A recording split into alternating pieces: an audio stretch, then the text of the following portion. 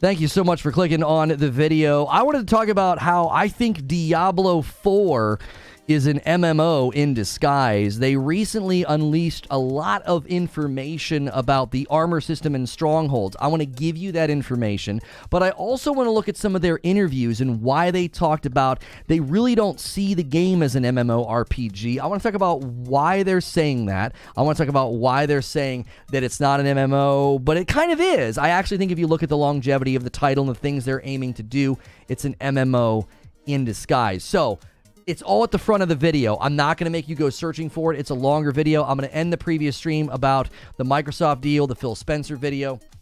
And I wanted to dive into this because I have been watching, obviously, a lot of the content about Diablo 4 for a long time since they first started trotting out information. And it seemed like a larger game. It seemed like a game with like large open world spaces. It seemed like a game that was going to be built to last. But then they started saying that like it's not an MMO, and then in their recent developer update stream they started talking about the armor system. They started talking about Strongholds, and I thought I heard some phrases that were really interesting with respect to why this is clearly an MMO. So, according to GamesRadar.com, in a Diablo 4 dev update, game director Louis Barriga took the time to clarify that Blizzard's sequel definitely is not an MMORPG, despite some similar features. I actually think there's way more similar features than there are not similar features, and we're going to talk about that. Here's the quote. He says, "Our goal has always been to incorporate elements from shared world games without the game ever feeling like it's veering into massive multiplayer territory." Now, what does he mean by that, right? If you're going to be borrowing all of these features from all these different games that are shared worlds, what's going to make it not be in the massive multiplayer territory, okay? To be clear, they say this is not about technical limitations. They say, to be clear, this is a philosophy rather than a tech limitation. We find that the game stops feeling like Diablo and the world feels less dangerous when you see other players too often or in too high numbers. Now, listen carefully. That's the distinction, okay? They don't want it to not feel like Diablo because you see other players too often or in too high numbers. That's it. All these other features, all the other things I'm about to outline for you, sounds like an MMO. There's just not going to be a ton of people. I think that's actually really important to emphasize. They want it to feel like Diablo, and if there were too many people around, look how many people are in this scene right here, right? If you had more people than this in the open world, in the public spaces, it would start to not feel like that foreboding, dark world. It would feel different. So, it's an MMO in disguise, okay? There are MMO elements and features all throughout this game. They're just limiting how many people can be in a space because I think they didn't want it to feel like, they want it to feel like a shared world, but they didn't want it to not feel like Diablo. Now, they do emphasize private experiences, okay? So before I get to the armor stuff and the Stronghold stuff, despite technically existing in a shared world, all dungeons and key story beats are experienced privately between you and your party, no interruptions from randoms. So what that means is you're not doing those things by yourself. You can if you want. You can do it with your friends, but you're not going to see like some other guy or some other character wandering around these private things when you're doing a dungeon or what have you. However, it says you will find other players roaming around in the towns when there's not a story moment happening, and you'll probably want to coordinate with others during large world events. So there are elements where it'll be considered, quote unquote, private and not public, but you gotta listen to what they said about Strongholds. I think it's a huge clue into why I can say this is an MMO in disguise. So let's just talk about armor. So the recent dev update got into some discussions about armor, and I think some of this is really, really good for elasticity, for scaling, and for the long-term enjoyment of the game. Armor value will depend on item power, and item power is based on monster power. So the more challenging content in the later world tiers, you will get more powerful item power. So you'll be fighting harder things, you'll be increasing the world tiers, and then more powerful stuff will be dropping. Now, higher item power means it will most likely be more powerful, but sometimes it's not. Sometimes with affixes and other things, it will not be automatically more powerful. Now, this helps keep your baseline damage mitigation going up, right? They want to keep that going up so that you're not, getting shredded. Now, something that they ran into in the past was non-physical damage was a problem.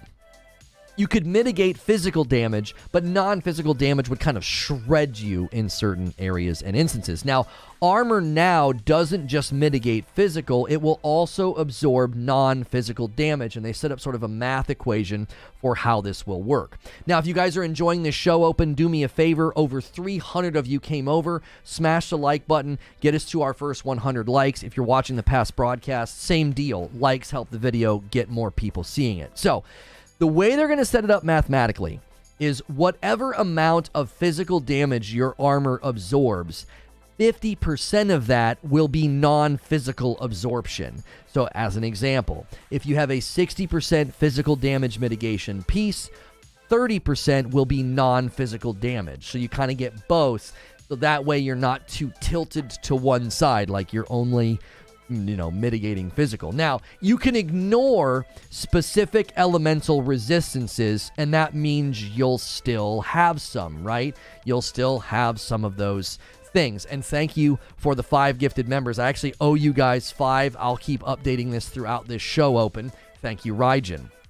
So you can ignore some of those resistances and you would still have some base level non-physical mitigation. Now, there are other things you can use to work with this. You can use the Paragon system. You can use affixes, etc. You can continue to kind of increase those resistances so you're not so tilted in one direction. Now, at each level, they have an expected amount of damage reduction from armor because they expect you to be able to mitigate a certain amount of damage depending on where you're going.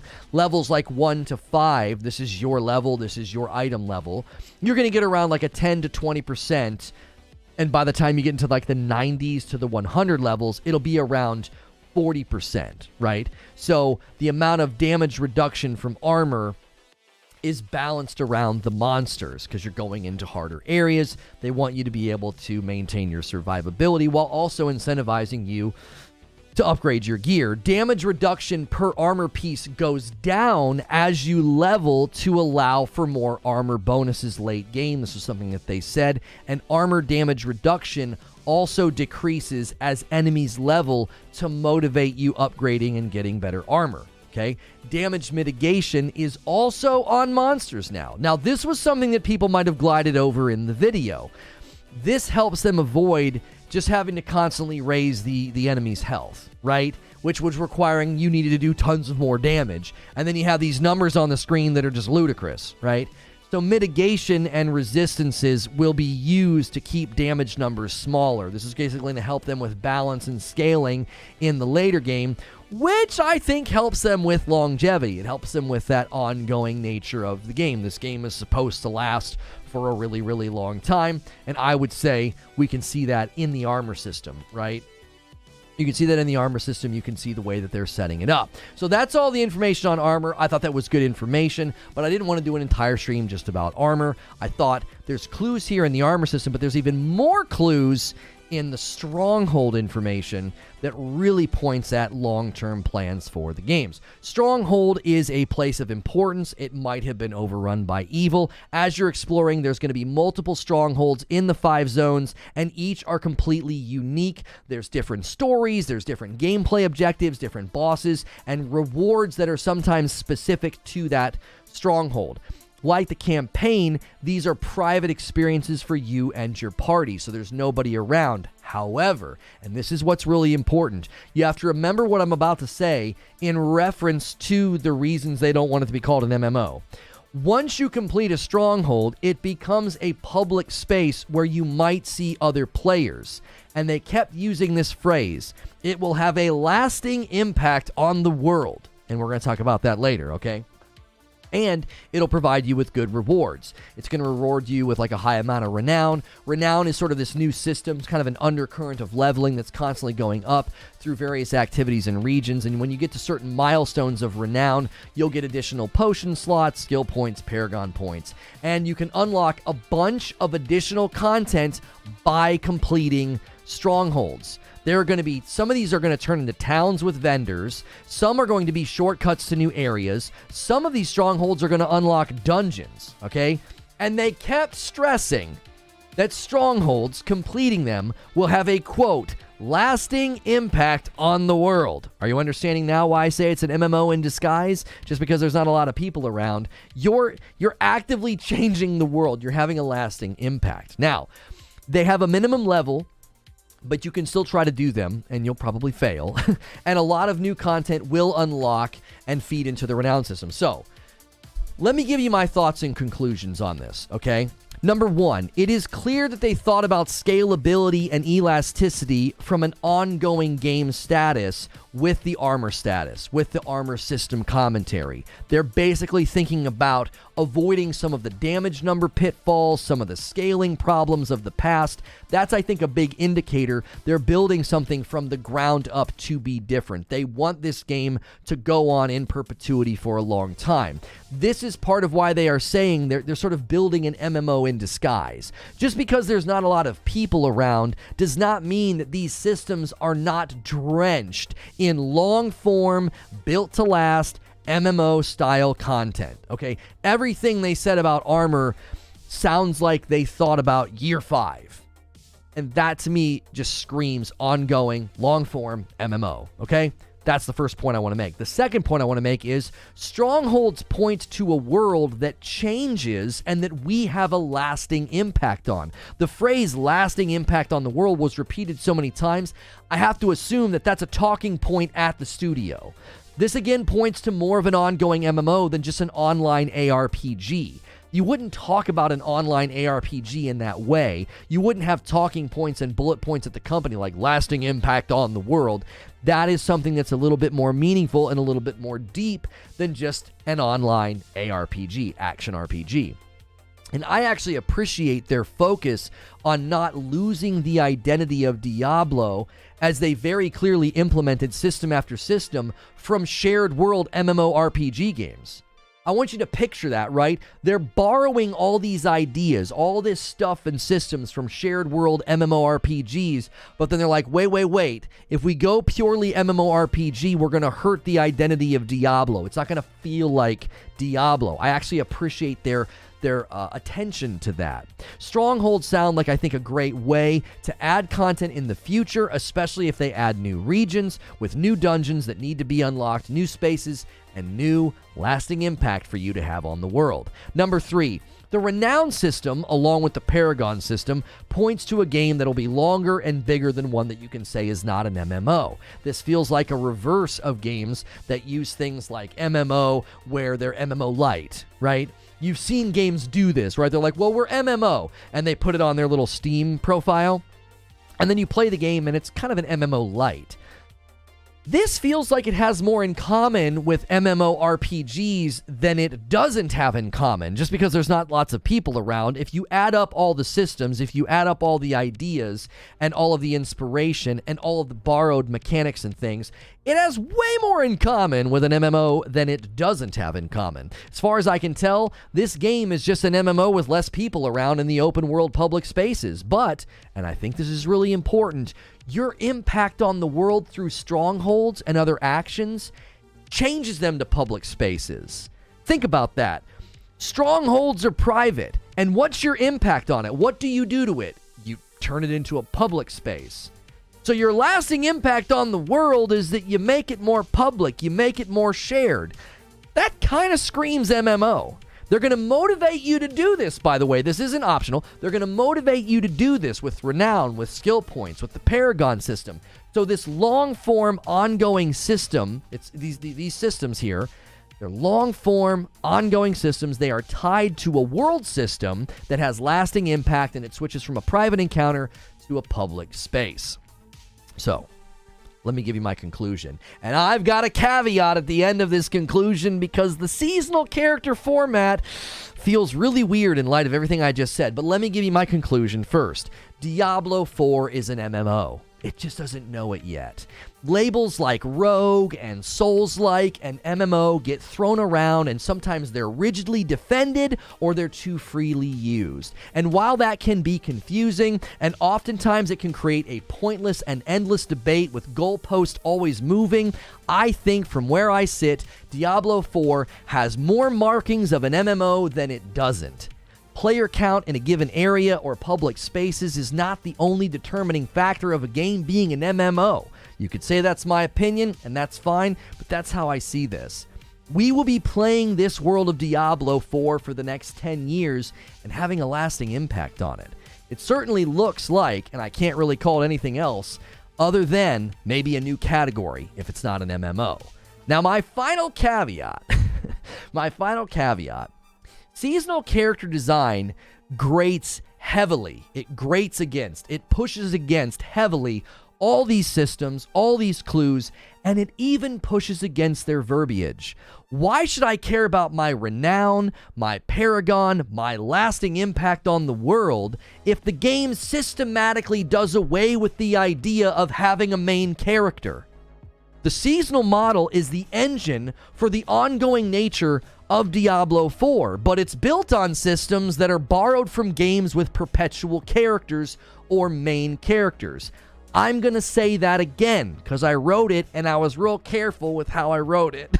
The seasonal model is the engine for the ongoing nature of Diablo 4, but it is built on systems that are borrowed from games with perpetual characters or main characters. I continue to think the more I hear about the systems and the mechanisms in the game, they're gonna need to rethink funneling everybody to a seasonal character. Given how much of the game will be tied to things like strongholds and experiences that will feel largely disconnected from my 10th seasonal character, there's gotta be a different way forward, and I'd love to know what you think. That's my show open.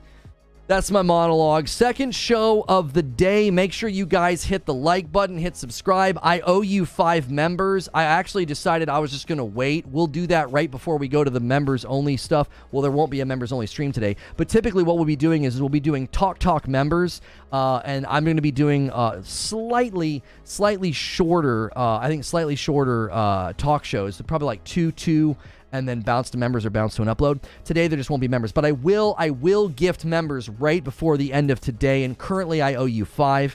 This may end up going up, and I'll end up owing you more. I owe you 5 every 25. I want to know what you guys think. Diablo 4 has openly been saying it's an MMO. No. Nope. No, listen to this interview, Caleb. The reason that I did this video is because they pushed against it in an interview. Let me pull all the way back up here to the beginning of my show notes. Right here. In a Diablo 4 dev update, game director Luis Barriga took the time to clarify that Blizzard's sequel definitely is not an MMORPG, despite having similar features.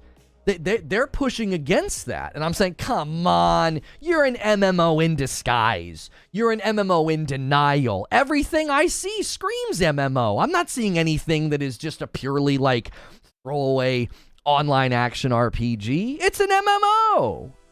Now listen, the reason they're saying it's not an MMO, listen, we find that the game stops feeling like Diablo and the world feels less dangerous when you see other players too often or in too high numbers. Well, that's not the only thing that makes an MMO an MMO. That's like one aspect of it, but that's not the only thing. Do you see what I'm saying?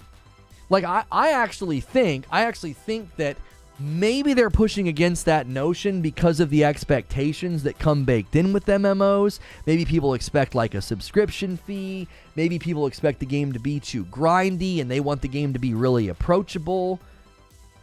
I didn't suggest it was bad. It just wasn't miles better. Oh, I'm not sure what you guys are talking about. And so what if it's an MMO?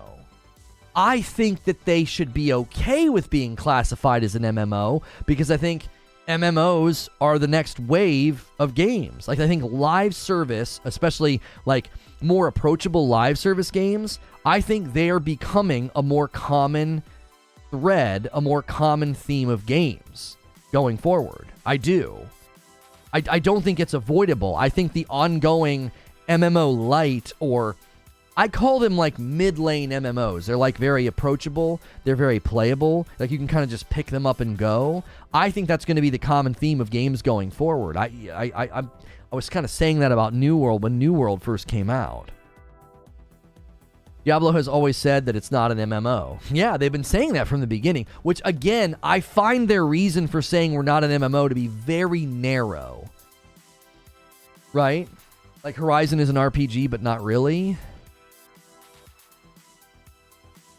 Yeah, but Horizon being an RPG is part of a larger discussion. Like, can you call a game an RPG because it has levels in a skill tree? And I think you can.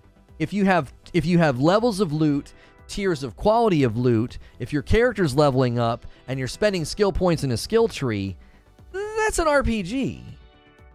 Now, some people use RPG differently, but I don't know how you couldn't look at that and say that's an RPG. Like that, those are all the markings of an RPG.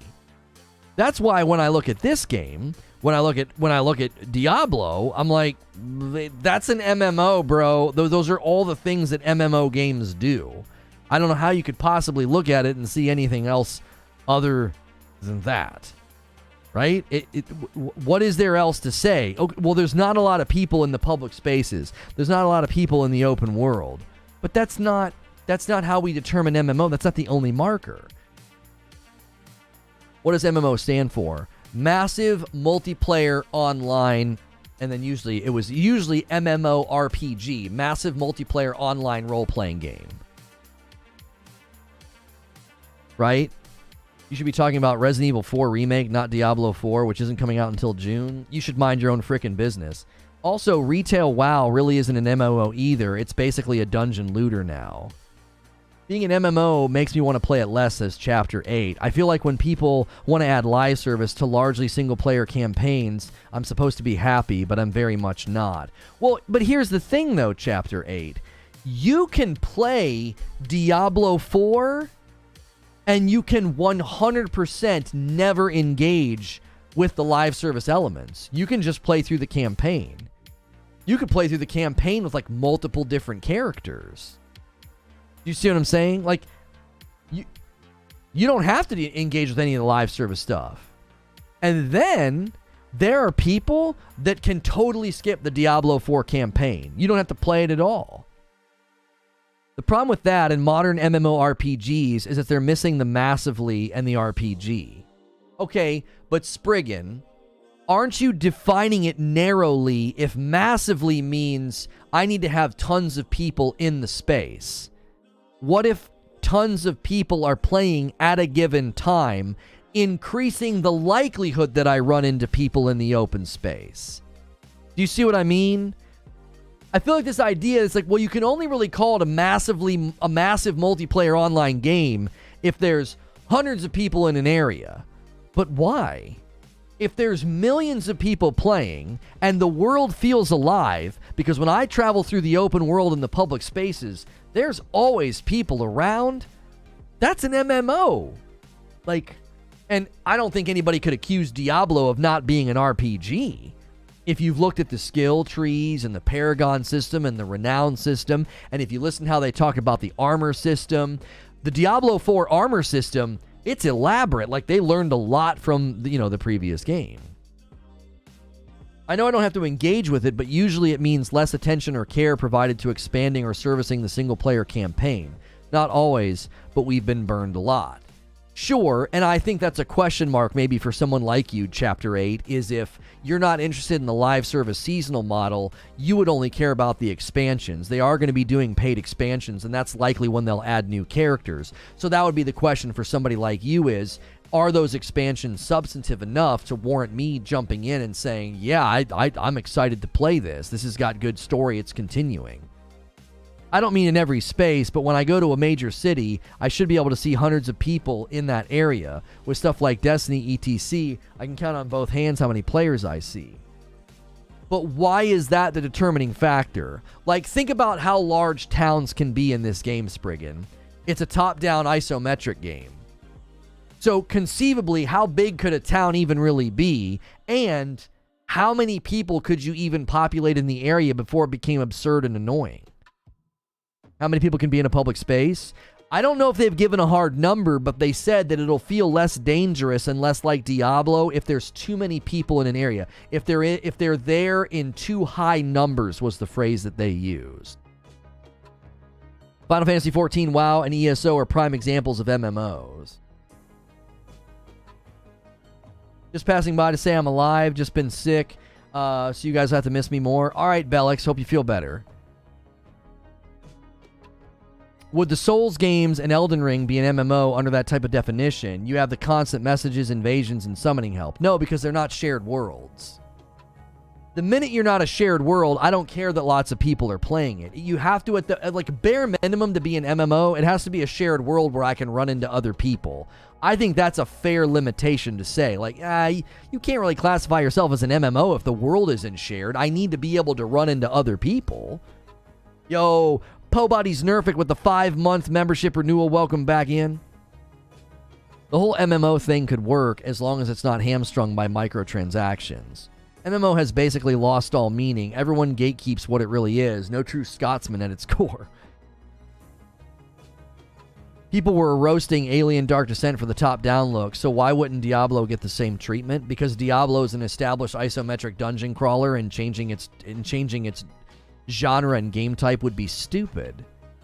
Like, that'd be like me coming at a game that's a first-person shooter and being like, I would rather it be a third-person shooter. That's fine. That's not the game that they decided to make. That's not the game that they've built, and they have a fan base that they need to satisfy.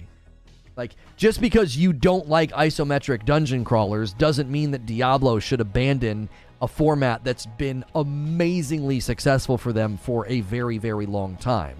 You just have to accept that not every game will be for you. Approaching games in certain genres and certain types and asking them to be something different is a fool's errand. If the MMO parts is just an add-on and the single-player game is solid, I don't see any problem. Issues may arise if the MMO parts take away or interfere from the solo player experience.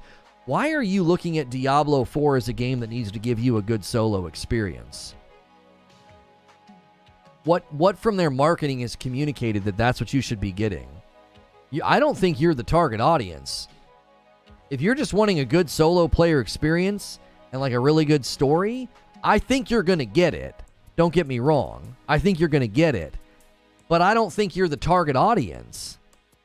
They're targeting this game towards seasonal grind, live service, shared world. Like it's always been designed for solo play. I'm not saying you can't play solo, Hilly. What I'm saying is the juxtaposition against I should be able to play the game solo and ignore the online elements. Do you see what I'm saying, Hilly? You can play this game 100% solo. I think that's totally fine. I don't think they're going to make that impossible or bad. But I also don't think this should be seen as like an encased single-player story game. They haven't marketed it that way at all. It's been marketed as an online ARPG, like one that you play continually, one that you play with other people, or at least play in a live service, element, right? Actually, he's on something. Asmongold has been talking about how MMOs are actually creating and needing good solo content for innovation. You should watch it. You're misunderstanding what I'm saying. I'm not saying that there won't be content in this for you to play solo. I never said that. I'm saying that he created a juxtaposition between the solo and the MMO. This game, you're going to see other people. You will be playing online. There will be public spaces. You can play it solo just fine, but I don't feel they've marketed it in a way that you should be like, man, those online things better not get a lot of precedence. They better not get a lot of priority. What are you talking about? That's the game they're building. This is being built to be an ongoing game. That's why I say it's an MMO in disguise. The systems with armor, the stronghold systems, the turning strongholds into public spaces, none of that screams solo game to me, solo player game. You can play solo, but from moment one, I feel like Diablo IV has been marketed as an extension of what they did in Diablo III. Diablo 3 is what solo players want, but Diablo 2 is what hardcore fans want. Well, and a lot of people that have gotten their hands on Diablo 4 gameplay, you know, the Diablo 4 hands-on previews, a lot of those people have said that this game is a combination of D2 and D3. I assume you can play offline in Diablo 4? I don't know if they've spoken to that. Let me look it up. Will you be able to play Diablo 4 offline? Confirmed, no offline mode. Confirmed. No. Internet connection, Battle.net account, and desktop app are required to play. Yeah, you need an internet connection. That's kind of what I'm saying. Like, I feel like that juxtaposition didn't make any sense to me. It's like they haven't marketed this game at all to be like, yeah, I'm going to install this and just play by myself, and I'm never going to run into a single person. No, that's not going to happen. Now, you can play by yourself and obviously ignore the people that you see. You don't have to do anything. You just see them roaming around. You can just imagine they're NPCs, but you're going to be online when you're playing. You're going to be online. You're going to be in shared spaces. You're going to be in a shared world. Like, there's world bosses that, there's world bosses that you're going to potentially run into. Like D2 and D3, two wet chickens and a battleship had a baby, and that baby was raised by the instruction manual from GoldenEye. You're not going to be able to play looters offline. Yeah, they don't want you to be able to play looters offline, especially if there's any kind of an economy of trading. Could we get 50 more likes on the video? A ton of you came over, but these second talk shows sometimes struggle because some of y'all go so heavy lurk on me in the afternoon. I need you to press like, spam some thumbs up in the chat. Let's kind of get some things moving. We're 30 minutes in, and I think we could really put this video in a nice place today. Wow, then that's not Diablo? I mean, how is that not Diablo? I don't understand. Diablo has always balanced the game so that every part of the content can be completed solo, and this fostered the leaderboards etc. If they are moving away from that, it could create a problem. I don't think they're moving away from that. I don't think they're moving away from the idea of you being able to play solo and having leaderboards. I think they've even confirmed that a lot of the leaderboards and the ladder climbs and the races, they won't start until the first season starts. Like, it's not going to be something where you like, that's going to continue. I don't think they're taking any of that away. I was only responding to somebody in chat who said, if the solo content suffers because they focus on the MMO, I don't think that juxtaposition exists, is what I was saying. It's an all-or-one package. It's an online game that you can play solo. I think it's an MMO in disguise. Like, you're playing an MMO. You can play solo. Nobody's going to stop you from playing solo. It's designed with world tiers and scaling and armor systems and difficulty so that you can play Diablo 4 gameplay totally solo. Maybe you'll have to avoid endgame and world boss fights. They might be too difficult. I don't know. It did sound like some things are designed for group play. They've not explicitly stated that, but I do think there's going to be some elements of the game that are designed to flow a little bit better in group play. Adding online multiplayer is distracting, I think. It's not the same gameplay feel as traditional Diablo. Diablo campaign should be played solo, in my opinion. And you can totally do that. But there are people like me that would say traditional Diablo is playing with a buddy. Traditional Diablo is grouping up and playing with the homies. I've never played Diablo for any great length of time by myself. The appeal of Diablo 1 and Diablo 2, for me, was playing with another person. Yeah, man, let's do it. Let's check every corner. Let's grab every piece of loot. Let's fight every enemy. I absolutely loved it. So, like, your idea of, like, well, that's not Diablo, I don't know if that's shared. I think a lot of people would say, no, man, Diablo from the beginning was a co-op game. It was a game to play with other people. Nobody's right or wrong, but I definitely think it's sort of up to what your expectations are based on your experience with the game up to now. I think world bosses would be the only thing you can't complete solo. Maybe it's impossible. Maybe it's possible with a high-level endgame build. So basically they're going Path of Exile style, which I think makes sense since it's their direct competitor. Path of Exile 2 comes out later this year, so they can attract the player base while waiting. I refuse to play games that require online and single player, says Josh Allen. No developer should have the right to hold your game hostage if your internet provider decides to do maintenance one day. I don't think you can have that sweeping of a standard or an axiom. I don't think you can. Because in this game, if they let you play offline and loot and do all these things, there's all sorts of things you could do to manipulate the game, the loot pool, the economy, right? And then you jump back in and you've now messed up the game and its economy. Right? Like, I actually think what Eugene said is so true. Like, you can't play a looter. You can't play a game with loot and a loot table and other players and the potential to trade.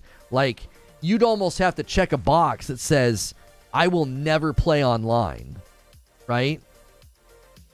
They'd have to make you check that box like, yeah, I'll never play online. So if you dupe or you go in and change things or mess with things, then they can't let you ever play online.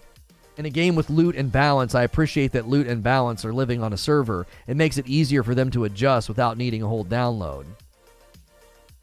I'll be a retro gamer for life when the day comes. I wonder if you won't age out of gaming. I wonder if you're going to like ideologically move yourself out of gaming. You're just going to like, yep, I can't play games now, right? We need 16 more thumbs up. If y'all came from the first stream, remember, this is our second stream of the day. If you want to watch the other stream, we had a really, really knockdown, drag-out fight about Phil Spencer's interview. That one was hot. Diablo 3 is not cross-play with PC for a reason, because of the console cheating. How are people cheating on console in Diablo 3? The game will definitely have duping. But if they do server checks, I mean, I don't know how sophisticated this is, but I would imagine if they do server checks, that'd be an easy way to, delete duped items. There'll be games made for him, but not AAA games. The original Borderlands did this exact thing. You could play online and offline. It had trading, and it was scary. So many modded guns. It wasn't server side, so you could cheat in items on console. Oh. It's possible, but I'm extremely anti-DRM. I think having online requirement and DRM are not one and the same, though. There are plenty of games that put everything server side, or they put significant portions of the game server side, and you need an internet connection. There are plenty of games that do that. That's not DRM necessarily. They could mod the save files as they were console-based for offline play. Oh, I understand. If the solo world is live service and has active change from the devs throughout it, prolonging it, I can see a solo campaign requiring online. Offline equals scum saving and modding. Yeah, I mean, there are definitely people that get irritated at the fact that they have to be online because they want to scum save or they want to mod. But there's also people that just, they don't like being dependent upon their internet connection. I can actually kind of sympathize and empathize with that. Like, if you go to play and your internet's acting up, or you go to play and they're doing server maintenance, that can be really irritating. You're like, I was going to play by myself. What in the world? I can't play.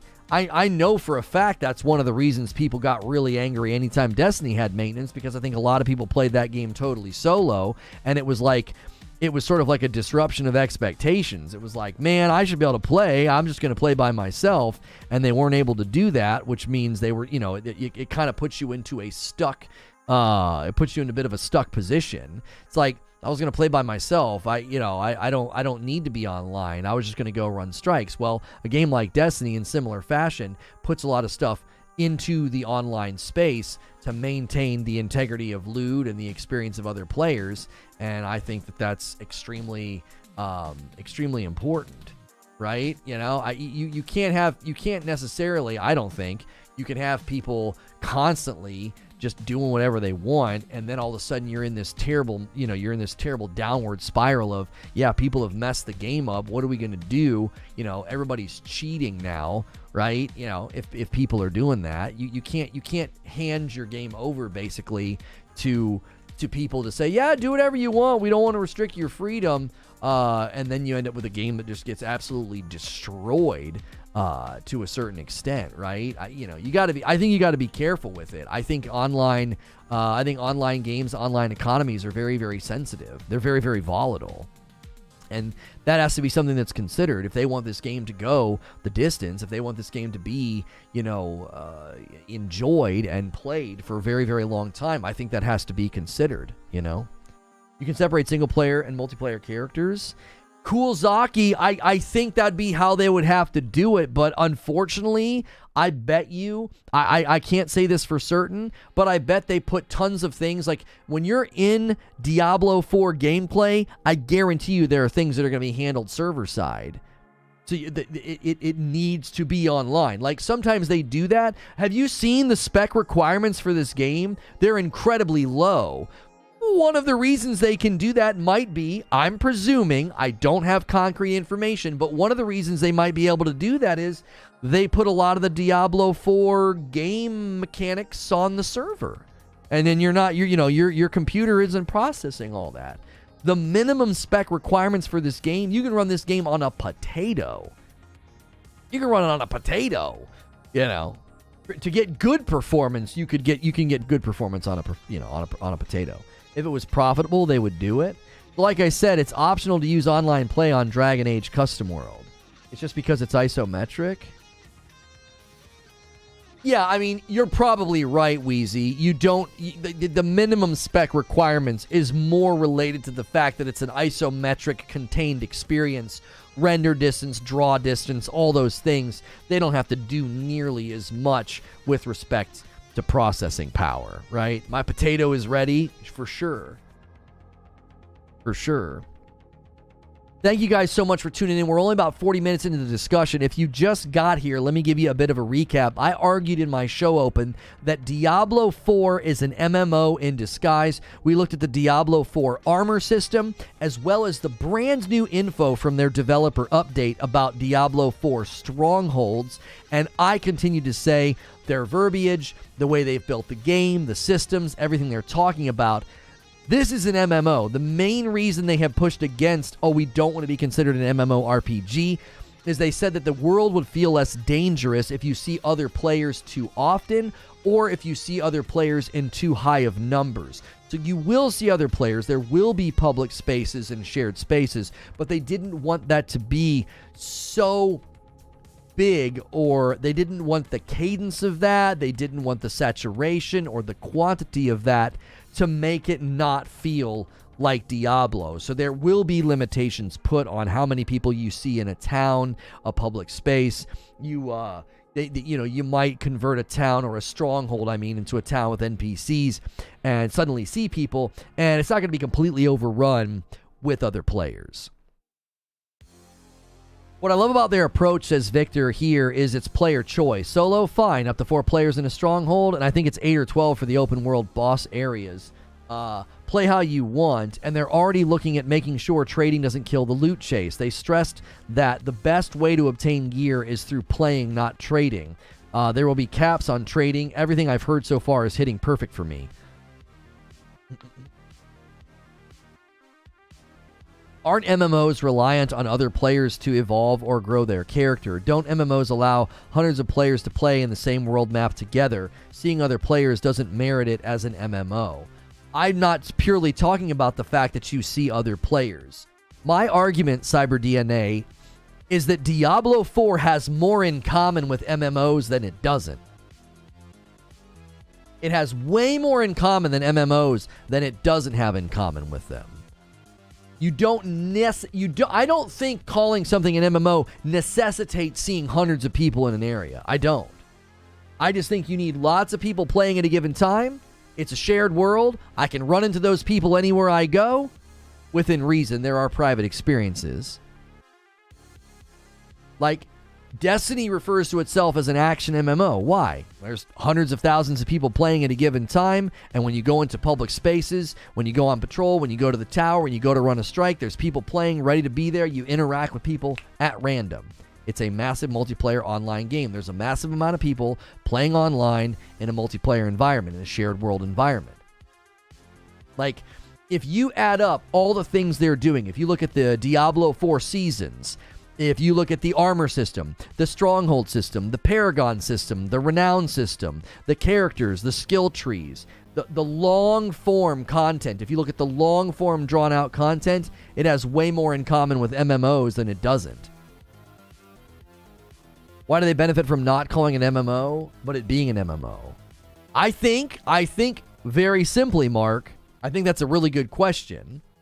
I said this in my show open because I kind of anticipated people being like, well, why would they be in denial about it being an MMO? Why wouldn't you just call it an MMO?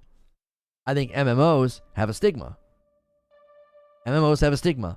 You think it's going to require a ton of grind. You don't think it's going to be accessible. You think it's going to be really hardcore. You think it's going to demand tons of time from you. You think it's going to be a game that you have to kind of always play and always stay on top of, and you're always going to need a big group and raids and this and that and the third. I think that stigma is why they're like, yeah, we don't want to call it that. It's an MMO action RPG, just like Immortal. So Minecraft is an MMO. You can join the Minecraft servers and play games with hundreds of other people if you want. I would say that, yeah, Minecraft is an MMO. Again, this is what I think has happened. I think people have determined that MMO has to fit into a really narrow category simply because the etymology of the term. Its origin, MMO's origin is World of Warcraft, EverQuest, right? You've got to go all the way back there and you're like, that's an MMO. But is it? Isn't an iteration, isn't an evolution of what EverQuest did? Isn't this right here an evolution and an iteration of a shared world, an MMO, where people are roaming around, working together, and fighting a world boss? Isn't that an iteration and an evolution of MMO? It doesn't need to be that many players. Who determined that we needed that level of rigidity with the term? No, you can't call it an MMO because you need hundreds of people in the space. I don't think they're hiding an MMO, says Hilly. I think they have carefully extracted a few elements of MMOs to bolster an ARPG experience.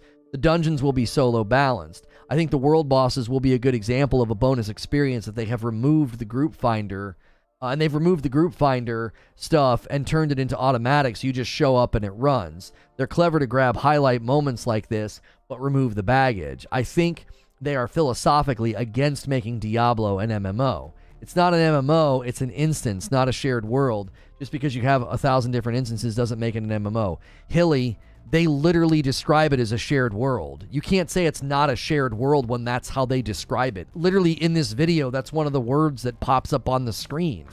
Shared world. It's in their own trailer. They refer to it as a shared world. I don't understand. Even instancing is just an iteration and a version of dedicated servers. Go play New World, go play EverQuest, go play World of Warcraft. That server is simply an instance where people reside. Then again, Lost Ark is an MMO. It has literally the same things. The only difference is it has 8-man raids. Yeah, why would Lost Ark be considered an MMO and Diablo IV not? What's the big difference there? I think that's an excellent way to frame it, Sad Cabbage. Like, why would Lost Ark be considered an MMO and Diablo IV not? You consider No Man's Sky an MMO? I would say that No Man's Sky has elements of an MMO because it's a shared world. You can run into other people. You can build. You can establish yourself. It's long-form content. There's seasonal content, right? But here's how I picture it. I want you to imagine if you've ever looked at a mixer board, right? Where you're raising different volumes of different microphones, okay? So you've got like your lead singer mixer, you got your lead singer microphone, you got the mics on the drum sets, you got your bass guitar volume, lead guitar volume, and you're dragging those up and down to get like a really good mix. And maybe in one instance, you really, really want the drums to be quiet and the lead singer to be loud, and you're always doing that. That's how I picture it. Yeah, No Man's Sky's got the MMO turned on, but it's kind of at a low volume. It's at like a 2 or a 3. But when you look at space simulator, space survival exploration game, those volume things are turned way up. That's primarily what the game is. It's primarily a space exploration survival game, right? It's a space sim game, simulator. So I think this game is an MMO. Like, Diablo 4 is an MMO, but the volume bar is not turned all the way up to 10. It's at like a 6 or a 7. Our goal has always been to incorporate elements from shared world games without the game ever feeling like it's veering into massive multiplayer territory. Yes, I quoted that already, Hilly. That was in my show open. And then I read the next part. He says, to be clear, so he elaborates on what he means right there. How would it be veering into massive multiplayer territory? He explains what that means. He says, we find that the game stops feeling like Diablo and the world feels less dangerous when you see other players too often or in too high of numbers. So in his mind, that would be veering the game into massive multiplayer territory. Don't you see? They've borrowed all of the hallmarks, the systems, the ideas, all of the long-form structure of an MMO, and they've just said, you're not going to see people all that often. You know, you'll see a group of this size fighting a world boss. That's an MMO, right? That's what that is. Your analogy, Diablo 4 MMO, the volume is so low, they're denying they can hear the MMO portion. But if in their mind, staying away from massive multiplayer territory is, to be clear, he says, this is a philosophy rather than a tech limitation. So he's saying, philosophically, Diablo doesn't feel like Diablo if there's too many people around.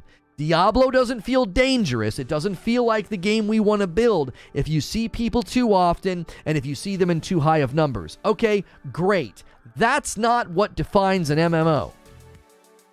That's an aspect of MMOs. So think of it this way. Let's go back to the mixer board example.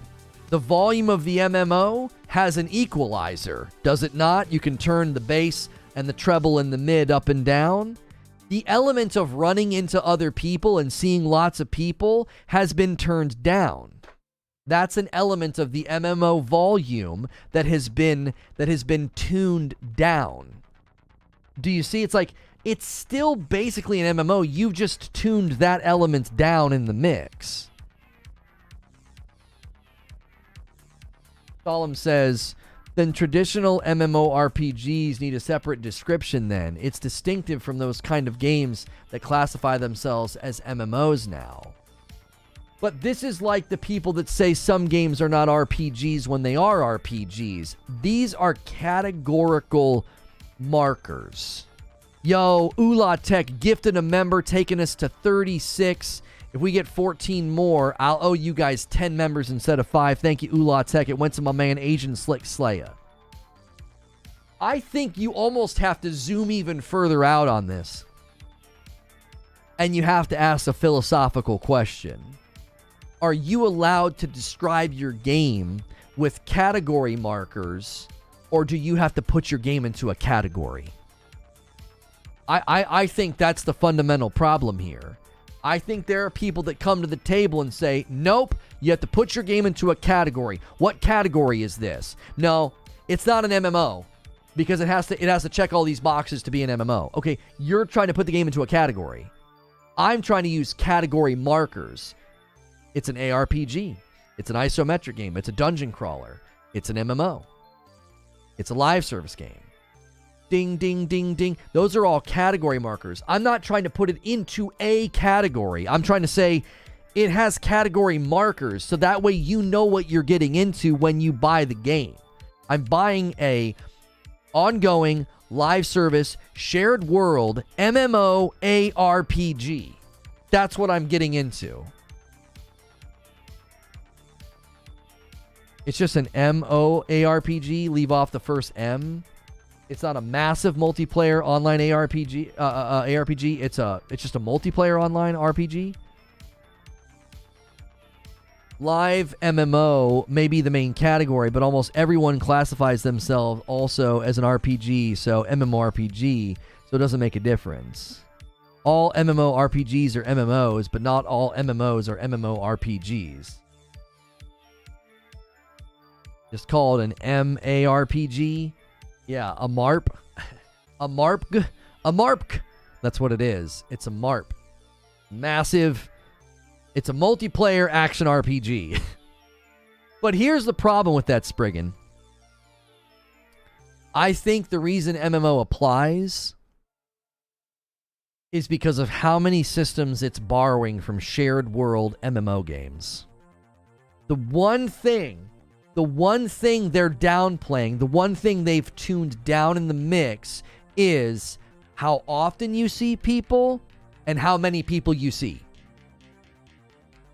Do you see? It's like there's so much more to an MMO than that. So if I build a world that on the surface looks like EverQuest, you see tons of people and you see them all the time. That's all I need to do to make it an MMO?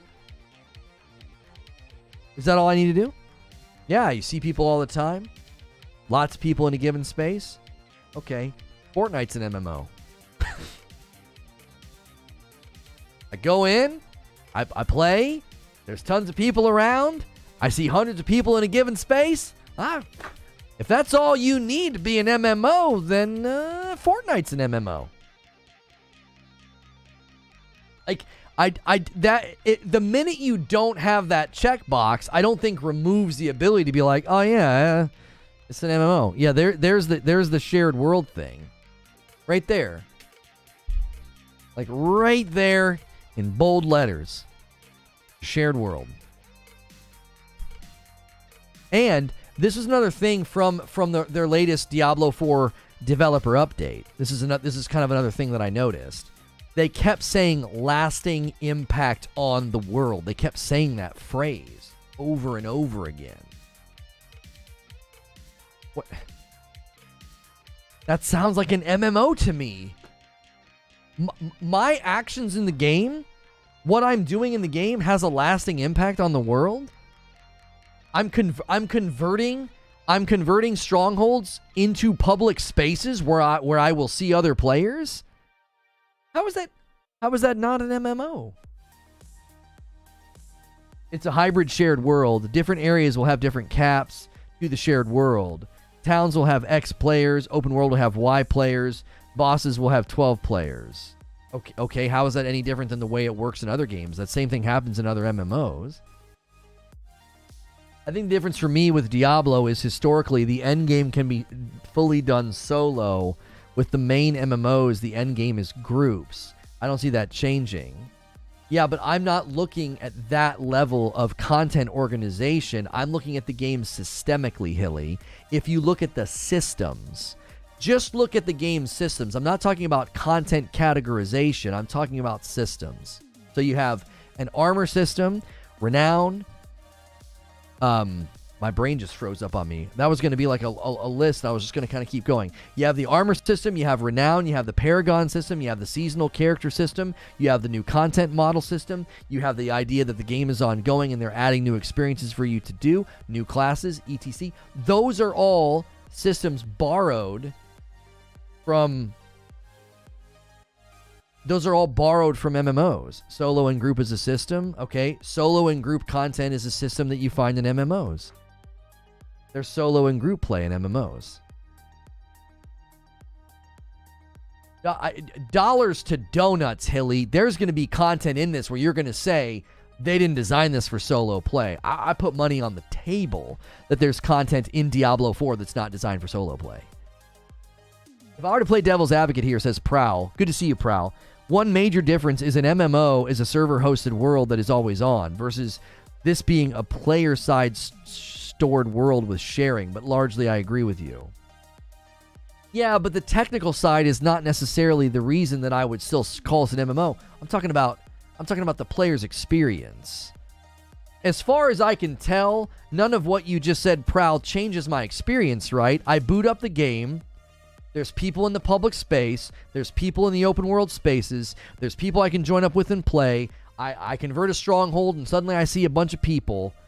I don't need to know the technical background as to how they're doing that. You create lobbies or join a persistent world. That's the thing.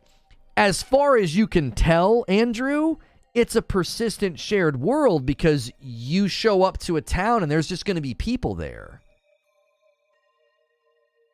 And what Paul is saying, right, this is a server-hosted game. This is an online game. You're going to go to a town and there's just going to be people roaming around.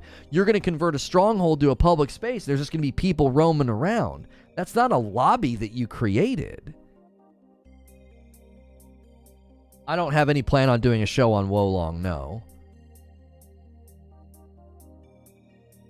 Raids are confirmed. You won't solo those until expansions come out and you're over-leveled. Yeah, I don't think you'll be able to solo raids. I think that's probably true as well.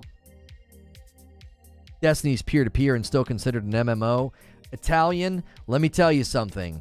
I debated weeks on end with people that disagreed with ever calling Destiny an MMO. Even though Destiny says, oh yeah, we're an action MMO, there are people that are like, no. They disagreed because of it being peer-to-peer, because of it limiting how many people could be in a public space. There are people that will never agree to that classification. I agree, though, it's an MMO feeling experience.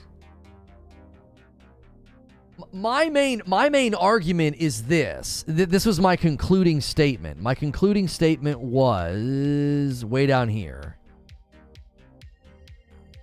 Oh, hang on. That's my ending caveat about seasonal characters, right? Where is it? I phrased it in such a good way and I can't find it.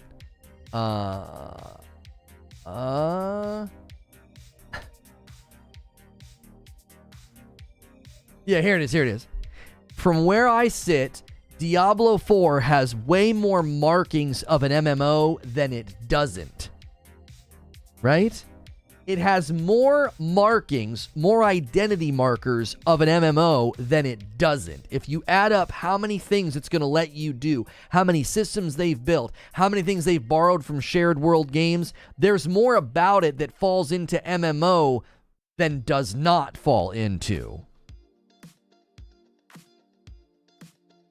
It's sort of a mathematical thing. It's like add up all the things about it that are kind of in the shared world MMO category. There's way more on that list.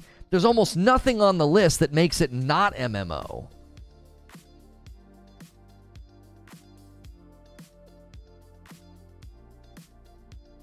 That's because people like to take massive multiplayer as the game has multiplayer and is massive, which is not ever how I would use the classification. I'm not using that as the classification. I'm definitely one of the guys that does not see the game as an MMO. I'm not trying to argue you into seeing it as an MMO. I'm not. But I think it's important for consumers to know this game is kind of like an MMO in disguise. You need to know what you're signing up for. This is not some single-player game where you're going to play the story and that's the end of it. It's always online. It's a shared world. The armor system, the scaling, the weapons, the armor, all those systems, the renown, the paragon, the seasonal format, the probably annual expansions, all of that, it's basically an MMO. And you need to know that going in. You can look at it and disagree with me and say, no, I don't think so. As long as you go into it with your eyes wide open, then I've done my job. Like, you need to look at all this stuff they're saying. Look at how they describe the Stronghold system. They kept using the phrase that you're going to have a lasting impact on the world. They kept saying things like, oh yeah, you're going to turn the Stronghold into a public space. So some of the systems of motivation and player incentivization is literally you turning the game into a more public shared space. You need to know that that sounds an awful lot like an MMO. And if you're good with that, and you're not going to call it an MMO, that's fine with me. From where I sit, this game is way more MMO than not. Like if I'm painting a picture, right, with a paintbrush, and the red paintbrush is all the MMO stuff, this canvas has a lot of red paint on it. Detective Seeds with 11 months, just getting here. Can I get a recap of your stance on this? So basically what I did was I walked through the armor system and the scaling, and how they're thinking about longevity. They don't want to have to deal with massive damage numbers, and you needed to do more damage. They didn't want to simplify Diablo 4 gameplay to where they just keep raising the enemy's health. That's going to help them with world tiers, right? Then they got into the Stronghold system, and they started saying this phrase: you're going to have a lasting impact on the world. You're going to convert these strongholds into public spaces. And I looked at that, and then I looked at the renown system, and then I looked at the Stronghold system, and then I looked at the seasonal format system, and then I looked at the fact that the seasonal format system is bolstering and supporting an annual expansion system and adding characters and classes. And I said, this is an MMO in disguise. They say that they wanted to borrow from all these shared world games, and if you actually look at the developer's commentary on why they don't want to veer into MMO, he talks about how it wouldn't feel like Diablo if you saw people too often or you saw too many people in a given area. And I'm like, that's not the only thing that defines a game as an MMO. If the rest of your game has all the hallmarks of an MMO, but you limited the number of people in a space and you limited how often I saw people, it still is an MMO. EverQuest could have pushed out a patch. World of Warcraft could have pushed out a patch that limited how many people you saw in public spaces and how often you saw other people, and it would still be an MMO.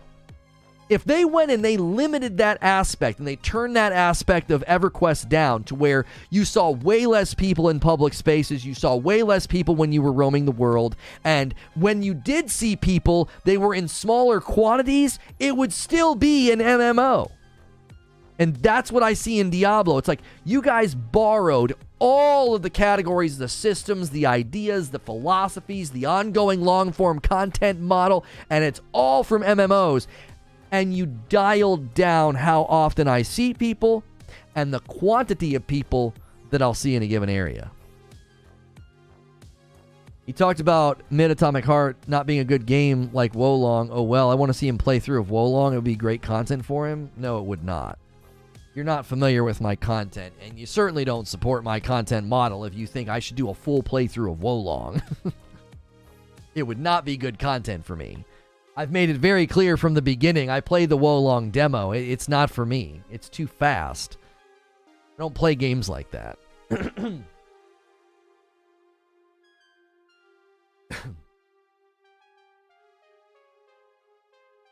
Here Hilly says, we're not going to support offline mode, but nothing in Diablo 4 requires partying up. You can play solo. Dungeons are private. Campaign quest areas are also private. Okay, here's the problem with that quote, Hilly.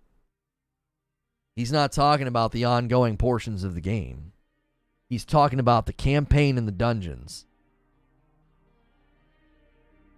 There's going to be open world changes, I would imagine. There's the world bosses. Are there not going to be raids in this game? Is there not going to be end game content? Like, he's saying that for sure. When you buy Diablo 4 box price, you will never need to party up. Until they start adding content.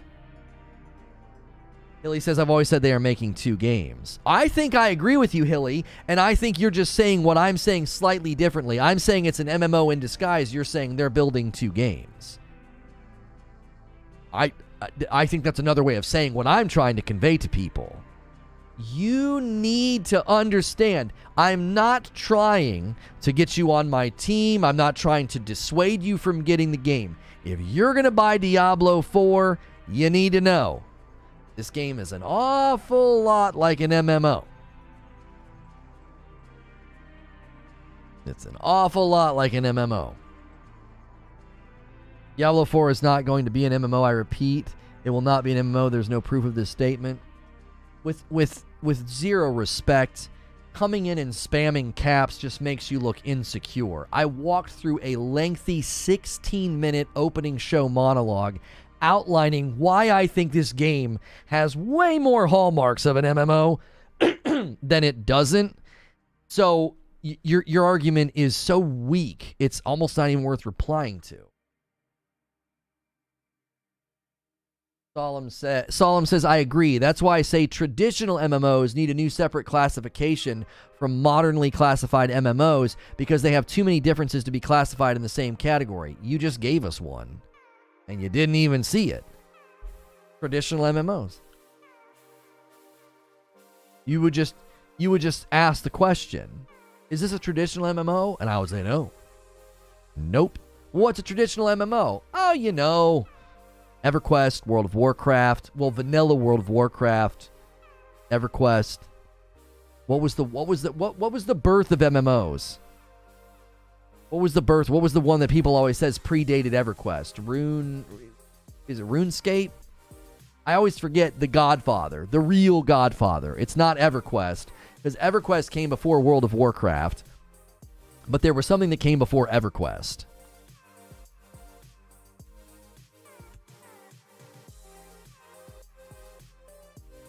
Was it RuneScape? I think RuneScape is like the granddaddy. That's grandpa, right? That's grandpa, and then daddy is EverQuest, and then the son is World of Warcraft, like in that order. Those same hallmarks would make Vermintide and Darktide MMOs. I don't know enough to entertain all these whataboutisms. Like, well, what about this game? What about that game? What about this game? Everything I see, everything they've outlined for this game, Diablo IV, is a shared world, an ongoing online game where I can have a lasting impact on the world, where content incentivization has me converting private instances into public spaces. The armor system, the renown system, the Paragon board, the seasonal system, it all looks and smells like an MMO. Like, I don't know enough about all these other games to entertain the whataboutisms. Like, even, like I said, even if you don't agree with me, you can be like, look, I don't agree with Lono. I classify this as an online multiplayer action RPG. That's fine.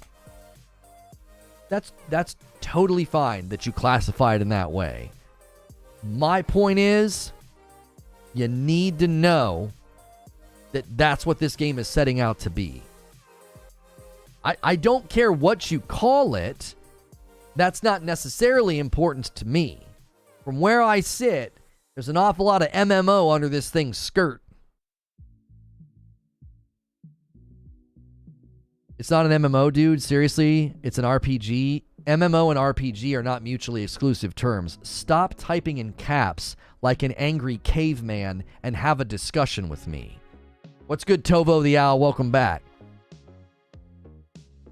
Meridian 59 and Ultima Online were the birth of MMOs. That's the one. Thank you, Spriggan. Ultima Online is the birth of MMOs. That's the one.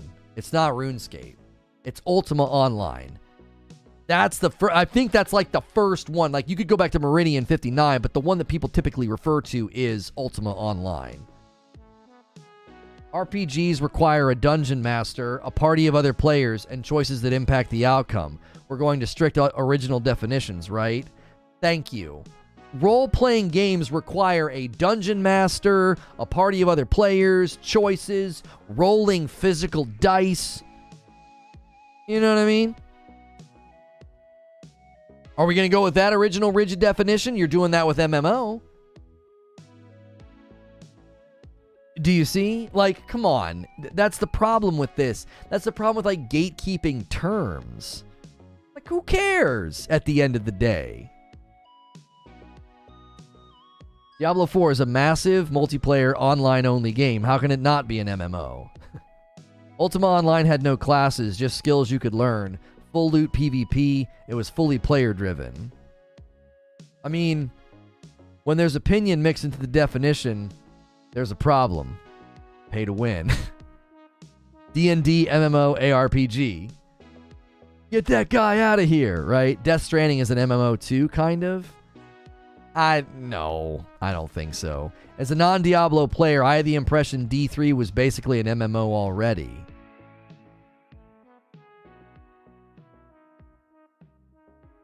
Well, here's the thing. My argument today is more of like, it's more of like a provocative way to say, you need to see the full picture of this game.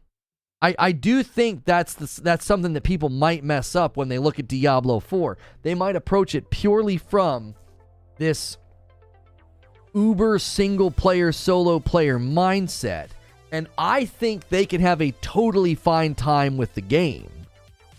But it being always online, a shared world, a long-form ongoing game might disrupt and upset your expectations. You need to know that it's more than just that. It's more than just that game you're going to play solo campaign.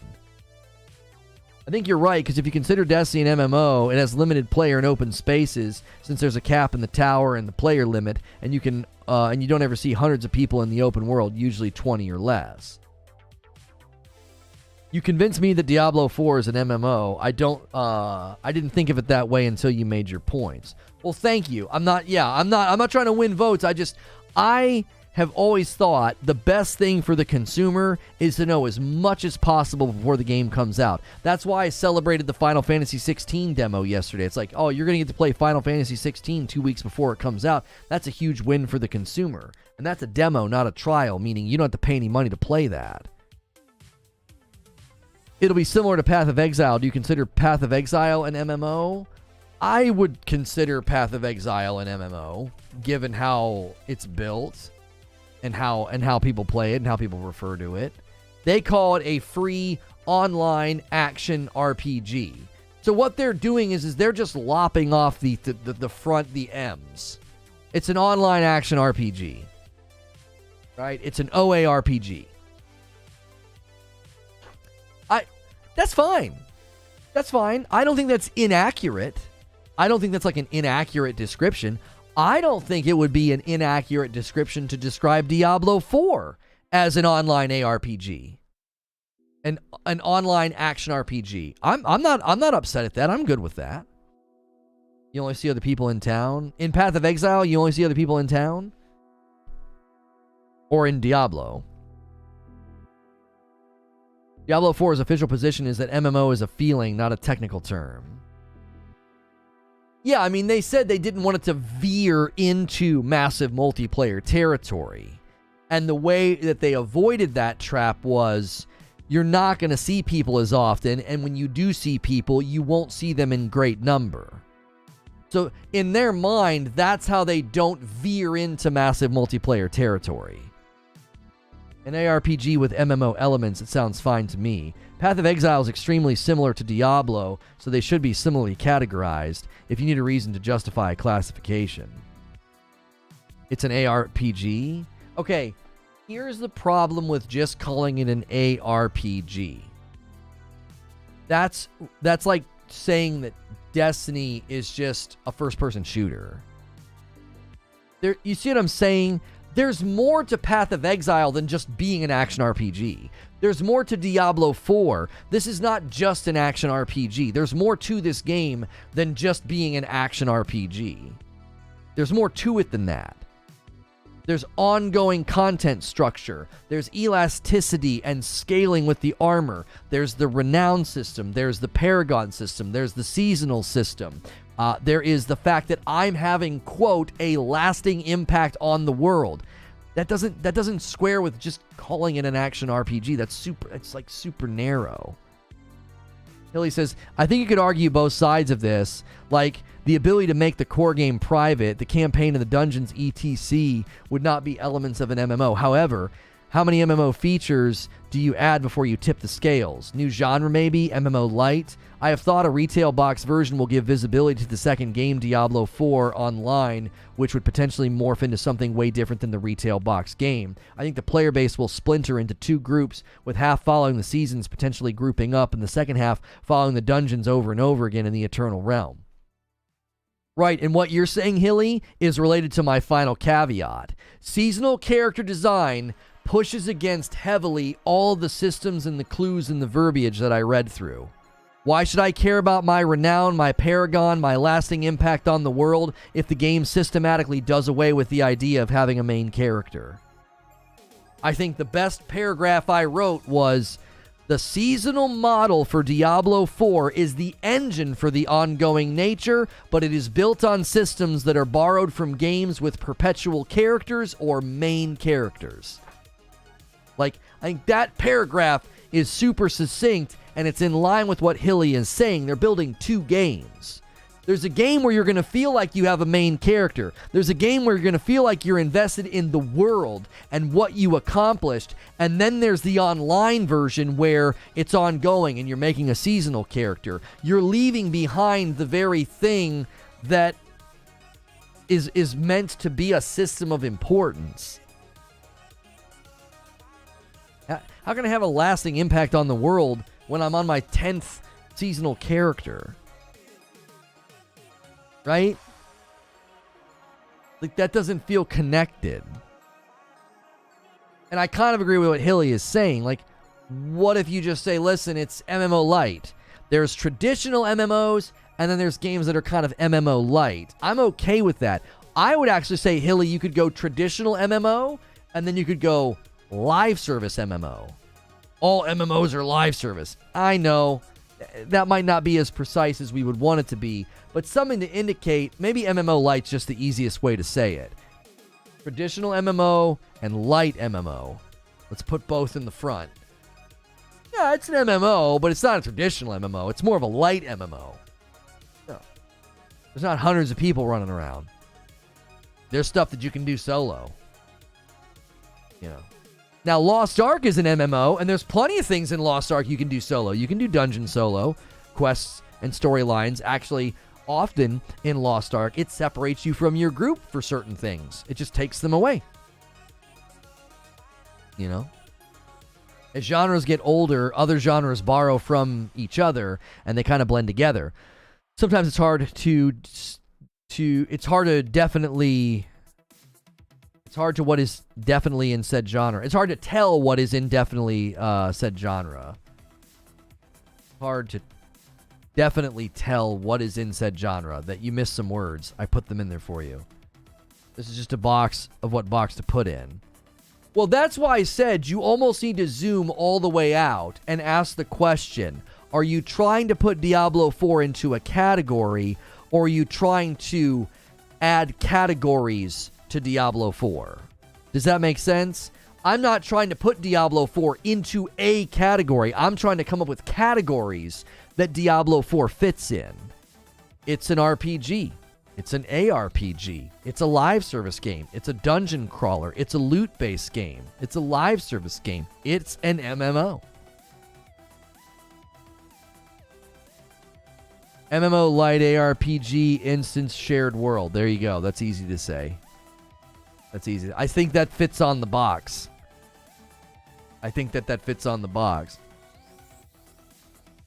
Every game has a main category, and that's the category that needs to be the best to describe it, because on the consumer side, that is going to be the most seen category, and likely the only one that they see. Right, and Solemn, do you honestly think if you just described all that we know about Diablo 4, if you just described it as an action RPG, you think that's sufficient for the average consumer?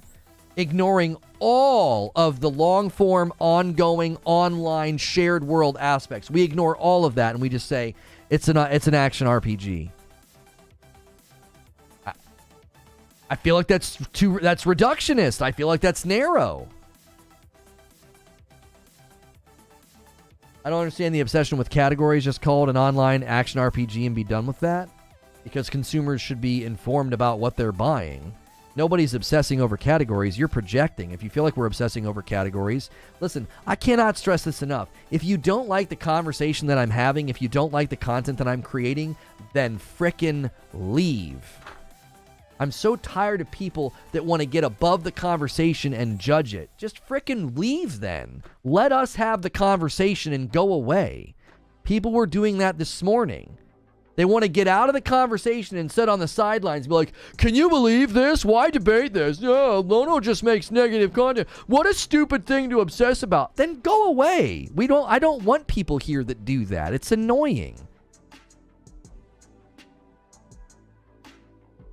Just call it a game and move on. Yeah, just call everything a game.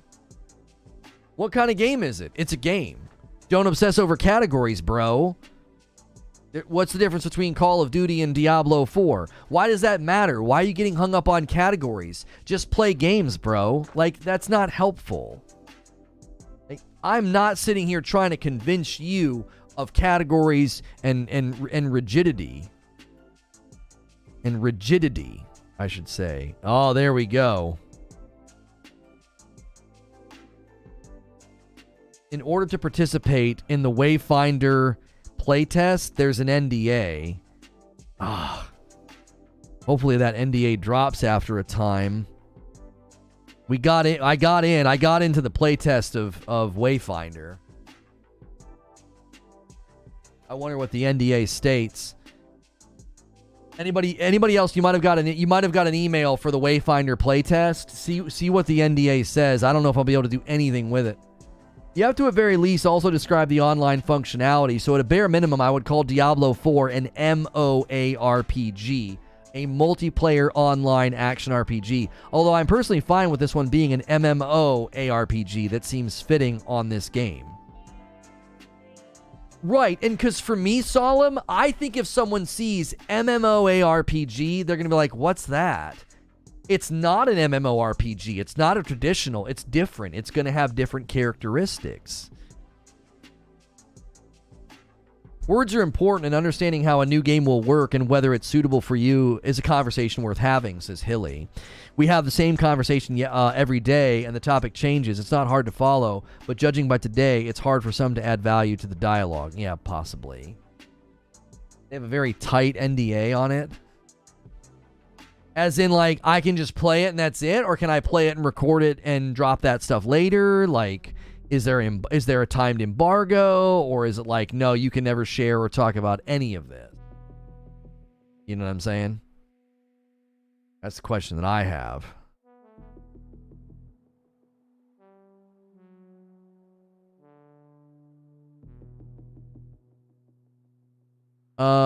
I've been under it for several months, and we cannot discuss anything intimate about the game. But this is the one that they announced. This is a different one.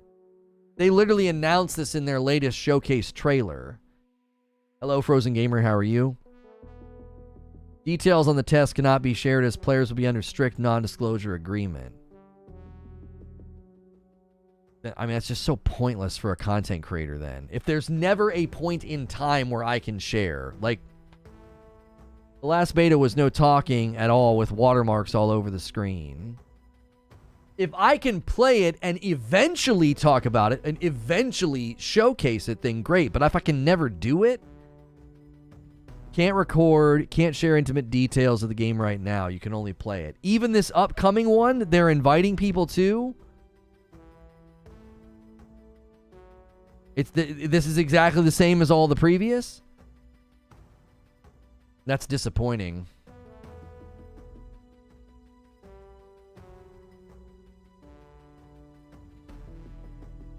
I know the NDA I have is the exact same.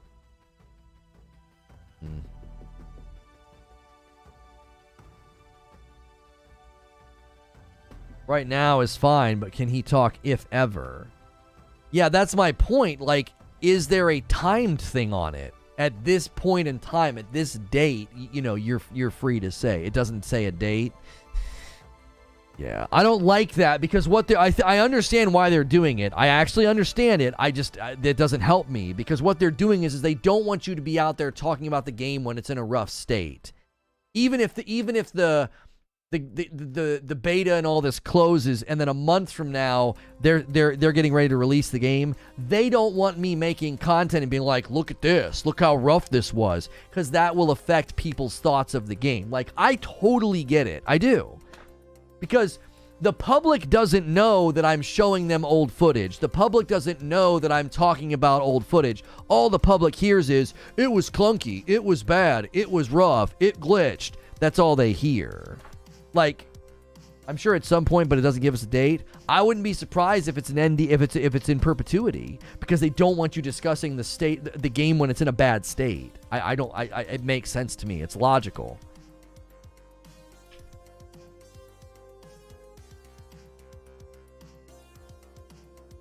This was in December. They will probably change when early access drops.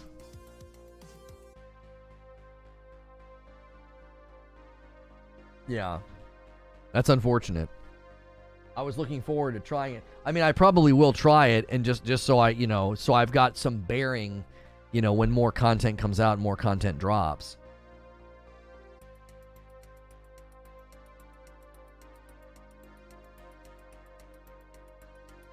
It might be related to the Activision Blizzard deal. I don't see how that would be related to the Activision Blizzard deal. That doesn't make any sense to me. How? I like I said, I'm not mad. I understand. I totally get it. It's like we don't want people talking about a game when it's in a rough state because the public can't be trusted with that knowledge because they won't sift through it and say, "Oh, it was an old build." All they know is YouTubers said it was bad and glitchy. Like that's that. It makes sense. I would. Thank you. Forced at a very 30,000-foot view, and he was in my session that I played, so he talked about it, but he skirted the details. Yeah, see, that's just not worth it. It's not. That's. I wouldn't take that risk. I wouldn't do what he did. I wouldn't. I would not do what he did.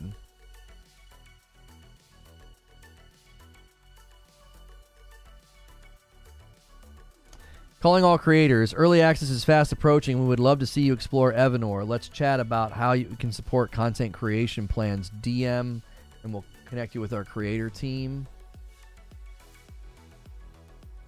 I will do that.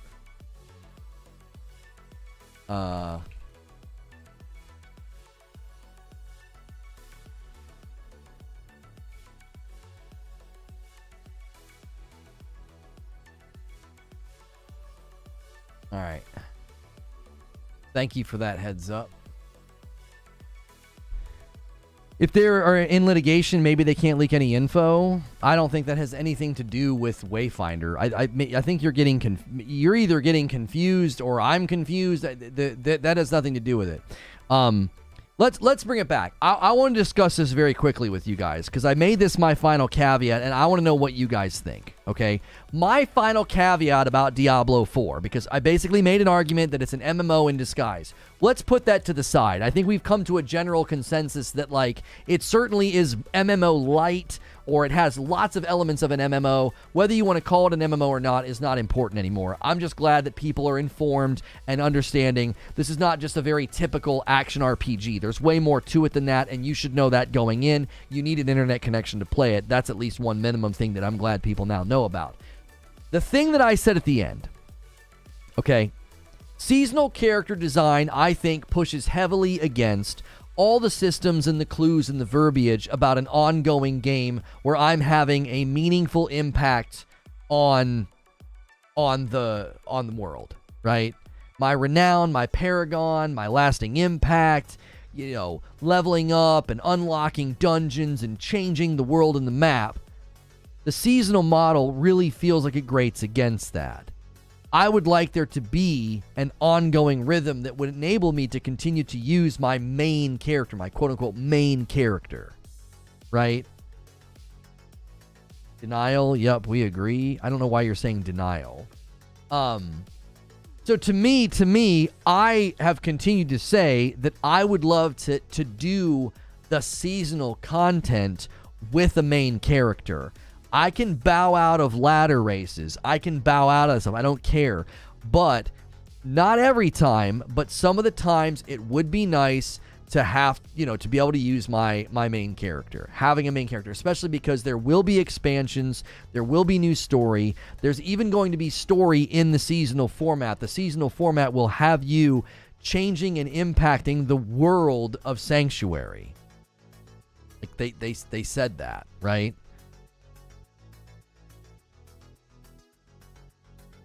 If it works like Diablo 2, 3, and PoE, then you can play your non-seasonal character. Yeah, you did get in. There you go. Yeah. There you go. I got that same email. I literally signed up with like multiple emails to ensure that we got in, and I got multiple emails, and then they're all going to have me sign an NDA. Doing seasonal with a main would be great because I don't like temporary characters, and I've avoided seasonal characters because of that. I like having one character to roleplay with and get into the fantasy. That's my point, is like, I just don't understand what the issue is with that. Like, as long as you're opting out of all the ladder races and stuff, I don't know. If there's 40 people right now that have not pushed the like button, consider doing it. If you consider gifting or becoming a member, we need 14 more, and I will owe you 10 members. I wait to do that to the end of the stream. It gives you a reason to stick around. I love the fresh start of a seasonal character. I do. I really, really do. But I also think it would be nice to not have to do that every single time, if that makes sense. I don't want to have to start a new character just to enjoy that content. It would be nice to be able to say, well, you don't need to start a new character. You can use your main character, especially considering there's going to be expansions. You know what I'm saying? Thanks, Mama. If there's expansions, if there's elements to the game that, like, you want to have the story continue with, I don't know. I really like the idea of having that main character. I stopped doing betas for online games years ago. I ended up burning myself out in betas, and then ended up for the games before they came out. Oh, not being up for the games when they came out. Yeah. The Diablo IV seasonal model, I think, sounds amazing. I think it sounds... You know what's funny? Is it sounds way more substantive than Diablo 3, which is one of the reasons why I'm like, why can't I use my main character? Hilly says, I don't understand how the seasonal characters will work in a live service model. Like cosmetics, mounts, etc. being account-wide, okay, but I still don't know what I can do with my level 100 character in this 10-year game. I think I'll be playing that character in expansions, but if it runs like Diablo 3, I won't see me playing the seasons like Y after a couple. That's kind of the point, Hilly, is like, I think the seasonal model appeals to the hardcore players, but I don't think it appeals to everybody else. I think there's plenty of people that are like, why am I going to care by the time I get to my second or my third seasonal character? I think the seasonal character appeals to some. I think having a main character appeals to some. I think the game is tilted in one direction that I feel like they're going to walk this back in some way. The Diablo 4 beta starts on the 17th through the 19th for those that have pre-ordered, and then there's an open beta the 24th to the 26th. Have they clarified how seasonal characters will work? Yes. You will do a fresh start, fresh character, and you will be basically... That's what you'll be doing. You'll be going and grinding the season with that character. You'll have things to do, objectives, challenges. There'll be stories. There'll be quests. They've said that the stories and quests will actually, impact the world of Sanctuary. And those are things you will be only able to do with a seasonal character. That's what they have said. So I for one love seasonal characters, but not all the time. I'm not anti-seasonal character. Sometimes I might not want to do that. Sometimes I might want to play with my main. What killed Star Wars The Old Republic for me was the player base. They get so angry if you want to watch cutscenes or get into the story in a BioWare game of all things. How do the cosmetics work? Are they tied to classes? They are tied to classes, but they will be account-wide. So if you get like a really great cosmetic for your Necromancer, you'll have it across the account. No, Lono, you will make a new seasonal character. I know that I will. But I do think sometimes I would like to rock with my main guy, my first guy, my druid, my level 100, my maxed out homie. There's just sometimes you want to go with the dude that feels comfortable. It's kind of like when you get a new pair of shoes and you really like them and they're really dope. And then certain days of the week or certain things that you're going to go do, you're like, you know what? I'm going to put on old comfies. I'm going to go grab my comfy tennies and I'm going to wear those instead, right? Because they're more comfortable. You're used to them. I think that's a common thing for people. I usually delete my characters after the season. Jeepers. Oh, I bet a lot of people do that, actually. I bet a lot of people delete their characters and say, I don't need this character anymore. For sure. For sure. No doubt in my mind. The wolf you can get in the beta works on every class. Oh, so there is class agnostic stuff. Yeah, the little wolf on your back. So, like, there's a potential for buying cosmetics on your main, and if you want to continue to use them, you have to play seasonal on the same class. Yeah. Yeah, unless there's lots of cosmetics like the wolf, because the wolf is class agnostic.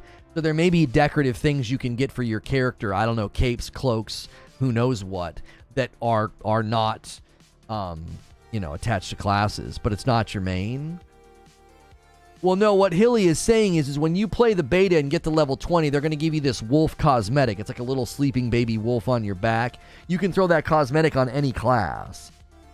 So there are going to be, apparently, cosmetics that are class agnostic, which would mean if you unlock them, get them, or earn them in the seasonal format, you could use it on another character, on your main, or whatever.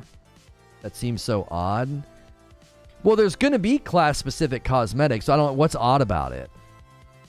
I have a main character for each class. Once the season ends, I transfer my gear to the respective main, and I delete the seasonal one. That's actually not a bad idea, Phantom Phoenix. That's not bad at all. That's not bad. To be like, yeah, I have a main druid, and when I do seasonal content with the druid, I hand everything to my main druid once the season's over. You know, I think that's pretty good. I think that's pretty good.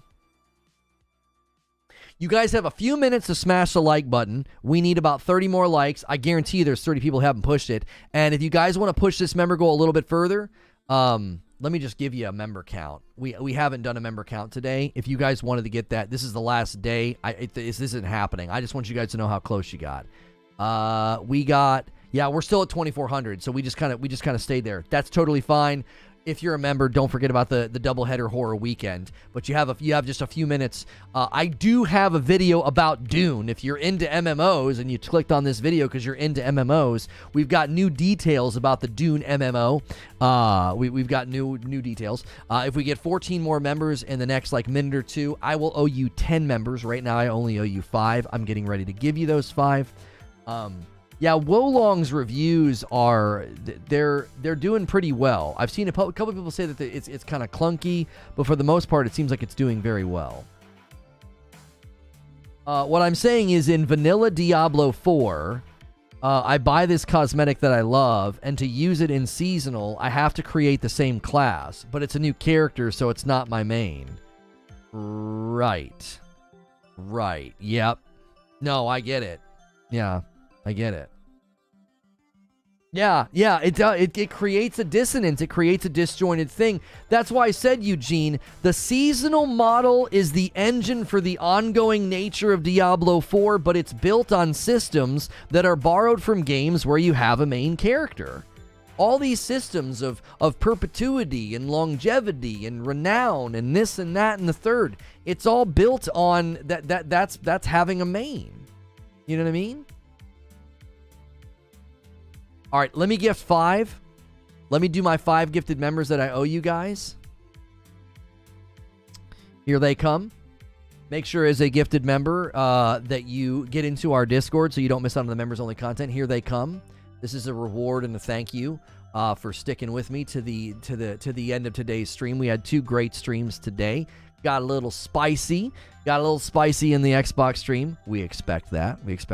Arkham, Javier, Chris, Bobby, and Sam, you guys all got gifted members. Be sure to go to the Discord. It's linked below in the description. You can also use the Discord command. But I have got a really quick video for you guys. It's only 11 minutes long, and we've got new details about the Dune Awakening MMO.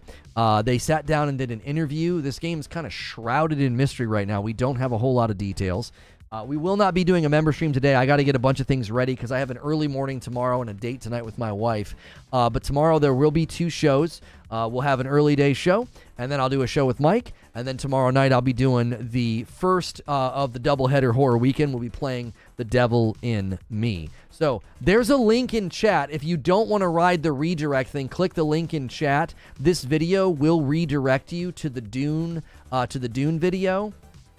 But if the redirects haven't been working for you all that well, please click the link in chat. Make sure when you go watch this Dune video, hit like, leave a comment. It helps the video. Hit like on this video before you take the day off and go watch this video. And I will see you guys tomorrow. I'll actually see you guys over there in the chat for the Dune video. So click the link or ride the redirect. I'll see you over there.